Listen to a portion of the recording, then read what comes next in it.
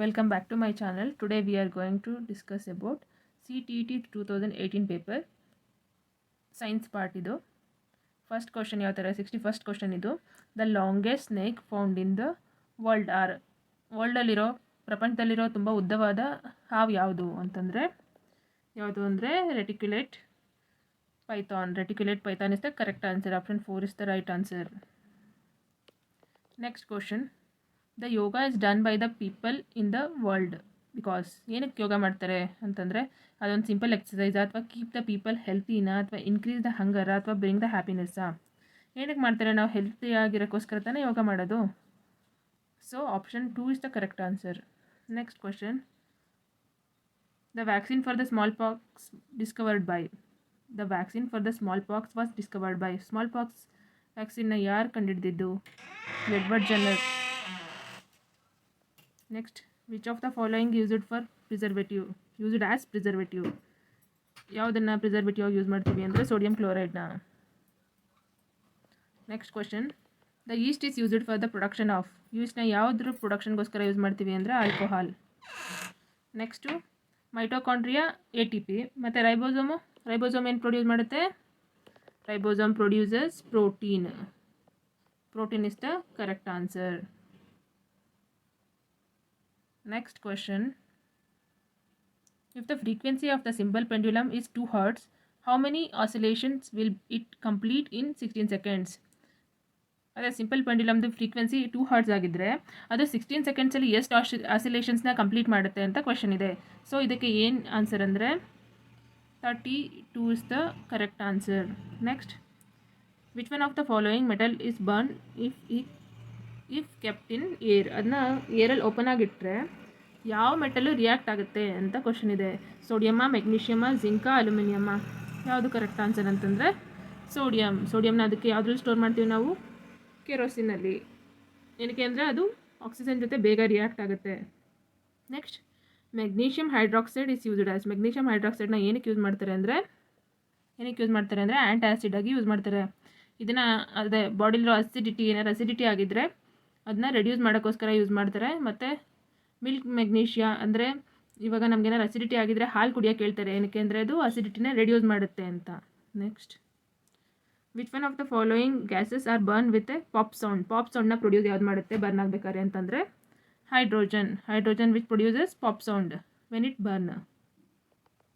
Next which of the following is are example for non contact ಫೋರ್ಸ್ಗೆ ಯಾವ್ದು example ಅಂತಂದರೆ gravitational force. Magnetic force ಅದಕ್ಕೆ example ಆಗಿರುತ್ತೆ. But ಇಲ್ಲಿ ಬೋತ್ 1 and 3 ಅಂತ ಆಪ್ಷನ್ ಕೊಡಬೇಕಿತ್ತು. ಬಟ್ ಇದರಲ್ಲಿ ಗ್ರಾವಿಟೇಷನ್ ಫೋರ್ಸು ಮತ್ತು magnetic force R non contact force. ಇದು ಫ್ರಿಕ್ಷನ್ ಫೋರ್ಸು ಮತ್ತು ಮಸ್ಕ್ಯುಲರ್ ಫೋರ್ಸ್ ಎಲ್ಲ ಕಾಂಟ್ಯಾಕ್ಟ್ ಫೋರ್ಸು.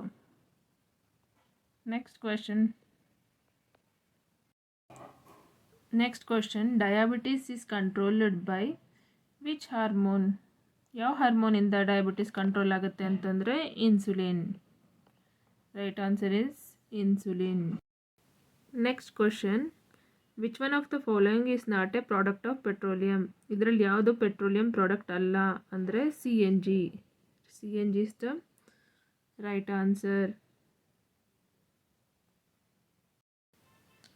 ನೆಕ್ಸ್ಟ್ ಕ್ವಶನ್ ಏನಂದರೆ 74th question the red data book contains A record of? Red data book ಏನು ರೆಕಾರ್ಡ್ನ ಹೊಂದಿದೆ ಅಂತ ಕೇಳಿದರೆ ಎಂಡೇಂಜರ್ಡ್ ಸ್ಪೀಸೀಸಾ ಅಥವಾ ಎಕ್ಸ್ಟಿಂಕ್ಟ್ ಸ್ಪೀಸೀಸಾ ಅಥವಾ ಫ್ಲೋರಾನಾ ಅಥವಾ ಫಾನಾನಾ ಅಂತ ಕೇಳಿದ್ದಾರೆ. So first one is the right answer. It contains endangered species. Next question 75th question why are the soles of the shoes are threaded? Option 3 is the right answer. ಏನಕ್ಕೆ ಆ ಥರ ಆಗುತ್ತೆ ಅಂತಂದರೆ ಇನ್ಕ್ರೀಸ್ ಇನ್ ಫ್ರಿಕ್ಷನ್ ಜಾಸ್ತಿ ಆದಾಗ ಏನಾಗುತ್ತೆ? Soles of the shoes are threaded.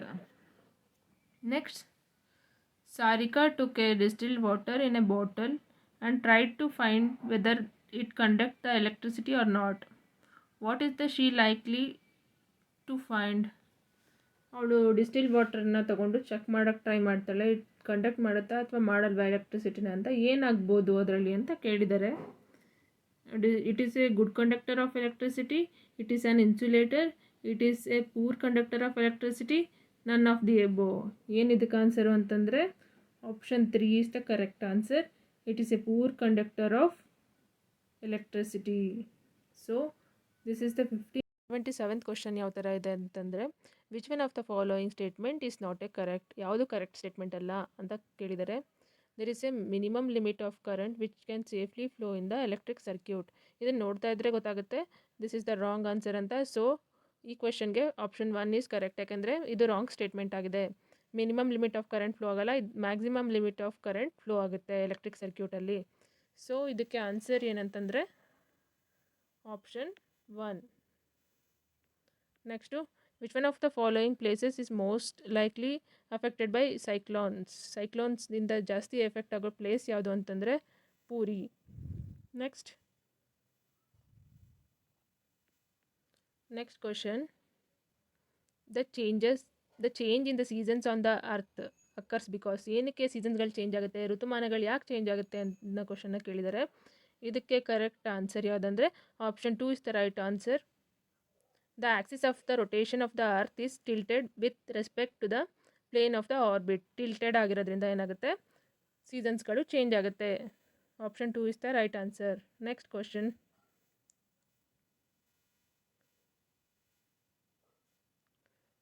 ಏನಂದರೆ A ಮತ್ತು ಬಿ ಕಾಲಮ್ಗಳನ್ನ ಕೊಟ್ಟಿದ್ದಾರೆ, ಅದನ್ನ ನೀವು ಮ್ಯಾಚ್ ಮಾಡಿ. ಈಗ ಕೆನೋಪಿ ಕೊಟ್ಟಿದ್ದಾರೆ, ಕೆನೋಪಿಗೆ ಏನು ಆನ್ಸರ್ ಇರ್ಬೋದು ಅಂದರೆ ಇದು ಬ್ರಾಂಚ್ ಆಫ್ ಟಾಲ್ ಟ್ರೀ.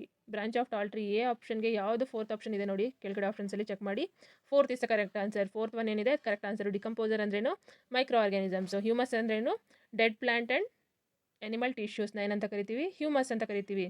ಪಾರ್ಕೋಪಿನ್ ಅಂದರೆ ಏನು, it's A wild animal. So option 4 is the correct answer. Next question, ಇದಿಷ್ಟು ಅದೇ ಕಂಟೆಂಟ್ ಬಗ್ಗೆ ಇತ್ತು. ಇದನ್ನ ನೆಕ್ಸ್ಟ್ ಪೆಡಗಾಗಿ ಕ್ವಶನ್ಸ್ಗಳು ಬರುತ್ತೆ, science pedagogy questions. So 81st question ಯಾವ ಥರ ಇದೆ ಅಂದರೆ why is the formative assessment important in science. ಏನಕ್ಕೆ ಫಾರ್ಮೇಟಿವ್ FAಗಳು ಏನಕ್ಕೆ ಇಂಪಾರ್ಟೆಂಟು ಸೈನ್ಸ್ ಟೀಚಿಂಗಲ್ಲಿ ಅಂದರೆ ಈಸಿ ಟು ಕಂಡಕ್ಟ್ ಇದು, ಅಥವಾ help in development scientific temper in ಸ್ಟೂಡೆಂಟ್ಸಾ, ಅಥವಾ it is diagnostic in nature, ಅಥವಾ helps in better understanding of the ಸೈನ್ಸಾ. ಇದಕ್ಕೆ ಕರೆಕ್ಟ್ ಆನ್ಸರ್ ಏನಂದರೆ option 3 is the correct answer. Formative assessment are diagnostic in nature. Next question, why are the science fairs organised in school. ಏನಕ್ಕೆ science ಫೇರ್ಸ್ಗಳನ್ನ ನಾವು organise ಮಾಡಬೇಕು ಸ್ಕೂಲ್ಸಲ್ಲಿ ಅಂತ ಕೊಟ್ಟಿದ್ದಾರೆ. ಏನಕ್ಕೆ ಅಂದರೆ prepare the student for higher education in ಸೈನ್ಸಾ, ಆ ಥರ ನಾವು ಹೈಯರ್ ಎಜುಕೇಷನ್ಗೋಸ್ಕರ ನಾವು ಇದನ್ನು ಆರ್ಗನೈಸ್ ಮಾಡ್ತೀವ ಸೈನ್ಸ್ ಫೇರ್ಸ್ಗಳನ್ನ, ಇಲ್ಲ ಅಲ್ವಾ. Next help the student to score higher marks score ಮಾಡೋಕ್ಕೋಸ್ಕರ ನಾವು ಕಂಡಕ್ಟ್ ಮಾಡಲ್ಲ. ಅಥವಾ ಎವ್ಯಾಲ್ಯೂಯೇಟ್ ದ ಪರ್ಫಾರ್ಮೆನ್ಸ್ನ ಎವ್ಯಾಲ್ಯೂಯೇಟ್ ಮಾಡೋಕ್ಕೂ ನಾವು ಮಾಡಲ್ಲ ಅಲ್ವಾ. Option 3 is the correct answer. To nurture the creativity and experimentation in the science among the students. ನಾವು ಅವ್ರನ್ನ ಕ್ರಿಯೇಟಿವಿಟಿನ ಬೆಳೆಸೋಕ್ಕೋಸ್ಕರ ನಾವೇನು ಮಾಡ್ತೀವಿ, ಸೈನ್ಸ್ ಫೇರ್ಗಳನ್ನ ಆರ್ಗನೈಸ್ ಮಾಡ್ತೀವಿ. ಸೊ ಯಾವುದು ಕರೆಕ್ಟ್ ಆನ್ಸರ್ ಅಂತಂದರೆ option 3. A teacher, which one of the following do you find most appropriate for the scientific approach to teaching. ಯಾವುದು ಸೈಂಟಿಫಿಕ್ ಅಪ್ರೋಚ್ ಟು ಟೀಚ್ ಅಂದರೆ ಯಾವುದು appropriate scientific approach to teach ಅಂತಂದರೆ asking the students to perform activity related to the concept. ಏನಕ್ಕೆ ಅಂದರೆ ಬರೀ ನಾವೇ ಮಾಡೋದ್ರಿಂದ ಅವರು ಪ್ಯಾಸಿವ್ ಲರ್ನರ್ಗಳಾಗ್ಬಿಡ್ತಾರೆ. ಬರೀ ಪ್ರಾಜೆಕ್ಟ್ ಕೊಟ್ಬಿಟ್ರೆ ಅದು ಸರಿ ಹೋಗಲ್ಲ, ಅಥವಾ ಬರೀ ಟೆಕ್ನಾಲಜಿ ಯೂಸ್ ಮಾಡಿ ಟೀಚ್ ಮಾಡೋದ್ರಿಂದನೂ ಅದು ಅಪ್ರೋಪ್ರಿಯೇಟ್ ಸೈಂಟಿಫಿಕ್ ಅಪ್ರೋಚ್ ಆಗಲ್ಲ. So concept of the class, ಬರೀ clarify the concept of the students ಅಥವಾ ಕ್ಲಾಸರ್.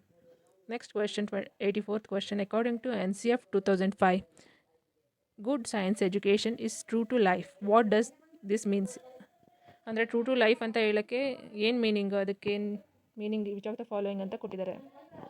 ಇದಕ್ಕೇನು ಆನ್ಸರ್ ಅಂದರೆ science should be able to engage the child meaningfully engage ಆಗಂಗೆ ಮಾಡಬೇಕು ಸೈನ್ಸು ಮಕ್ಕಳನ್ನ ಅನ್ನೋದು ಇದಕ್ಕೆ correct answer. So option 2 is the right answer.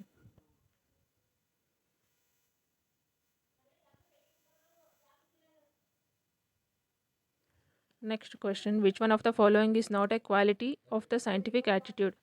ಇದರಲ್ಲಿ ಯಾವುದು ಕ್ವಾಲಿಟಿ ಅಲ್ಲ ಸೈಂಟಿಫಿಕ್ ಆ್ಯಟಿಟ್ಯೂಡ್ದು ಅಂತ ಕ್ವೆಶನ್ ಕೇಳಿದ್ದಾರೆ. ಓಪನ್ ಮೈಂಡೆಡ್ನೆಸ್ಸಾ, ಅಥವಾ ಕ್ಯೂರಿಯಾಸಿಟಿ ಆಫ್ ದ ಲರ್ನಿಂಗ್ ಮೋರಾ, ಅಥವಾ objectivity in approach to problem solving, ಅಥವಾ ಬರೀ ಹಾರ್ಡ್ ವರ್ಕಾ. ಇದಕ್ಕೇನಂದರೆ ಆನ್ಸರು ಬರೀ ಹಾರ್ಡ್ ವರ್ಕ್ ಮಾಡೋದ್ರಿಂದ ಕ್ವಾಲಿಟಿ ಸೈಂಟಿಫಿಕ್ ಆ್ಯಟಿಟ್ಯೂಡ್ ಬೆಳೆದು ಬಿಡೋದಿಲ್ಲ. So hard work is the correct answer. Next, Hari want to teach the circular motion in to the class 7th students. Which one of the following will be the best method? ಕೆಳಗಡೆ ಕೊಟ್ಟಿರೋಂಥ ಮೆಥಡ್ಸಲ್ಲಿ ಯಾವುದು best method ಅಂತ ಕೇಳಿದ್ದಾರೆ. Discussion, activity based teaching, giving example ಅಥವಾ demonstration. ಇದಕ್ಕೆ right answer ಯಾವುದಂದರೆ activity based teaching. Activity based teaching ಮಾಡೋದ್ರಿಂದ ಏನಾಗುತ್ತೆ, ಅವರಿಗೆ ಕಾನ್ಸೆಪ್ಟ್ ಅರ್ಥ ಆಗೋಕ್ಕೆ ಈಸಿ ಆಗುತ್ತೆ.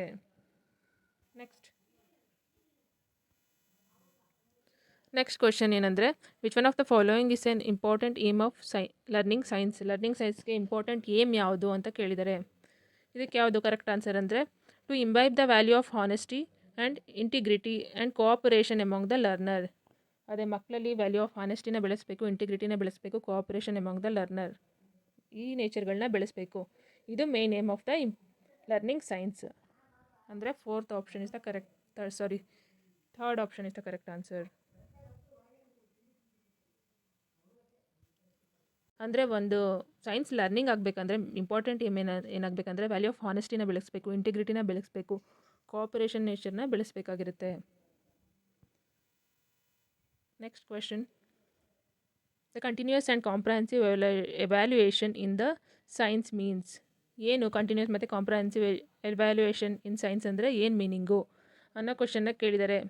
ಬರೀ ಸುಮೇಟಿವ್ ಆ್ಯಂಡ್ ಫಾರ್ಮೇಟಿವ್ ಅಸೆಸ್ಮೆಂಟ್ಸಾ, ಅಥವಾ ಮೋರ್ ಫ್ರೀಕ್ವೆಂಟ್ ಟೆಸ್ಟ್ ಆ್ಯಂಡ್ ಎಕ್ಸಾಮಿನೇಷನ್ಸಾ, ಅಥವಾ routine activities and exercise to assist the learning, evaluate all the aspects of science. So option 4th is the correct answer. Evaluate all the aspects of science is the correct answer. ನಿಮಗೆ confusion ಆಗ್ಬೋದು. Summative ಮತ್ತು formative ಅಸೆಸ್ಮೆಂಟ್ನೇ ನಾವೇನಂತೀವಿ continuous and comprehensive evaluation ಅಂತ ಅನ್ಕೊಂಡ್ಬಿಡ್ಬೋದು. ಅದಲ್ಲ, evaluation of all the aspect of the science is the correct answer. Next question, which one of the following is not a step of problem solving. ಇದು ಫಾಲೋಯಿಂಗಲ್ಲಿ ಯಾವುದು problem solving ಅಪ್ರೋಚಲ್ಲಿ ಬರೋಂಥ step ಅಲ್ಲ. ಇದಕ್ಕೇನು answer ಅಂದರೆ ಬರೀ ಅಬ್ಸರ್ವ್ ಮಾಡೋದ್ರಿಂದ ನಾವು ಪ್ರಾಬ್ಲಮ್ ಸಾಲ್ವ್ನ ಮಾಡೋಕ್ಕಾಗಲ್ಲ. Observation is the correct answer. Next question, which one of the following is a step of analogy strategy in science. ಕೊಟ್ಟಿರೋಂಥದ್ರಲ್ಲಿ ಯಾವುದು ಅನಾಲಜಿ ಸ್ಟ್ರಾಟಜಿ ಸ್ಟೆಪ್ ಅಂತ ಕೇಳಿದ್ದಾರೆ. ಇದಕ್ಕೆ ಏನು ಆನ್ಸರ್ ಅಂತಂದರೆ presentation of abstraction is the correct answer. So ಇದಿಷ್ಟು science ಅದೇ CTET 2018 ಪೇಪರ್ದಿದ್ದು. Next ವಿಡಿಯೋದಲ್ಲಿ CTET 2018 CDP ಸಾಲ್ವ್ ಮಾಡೋಣ. Thanks for watching.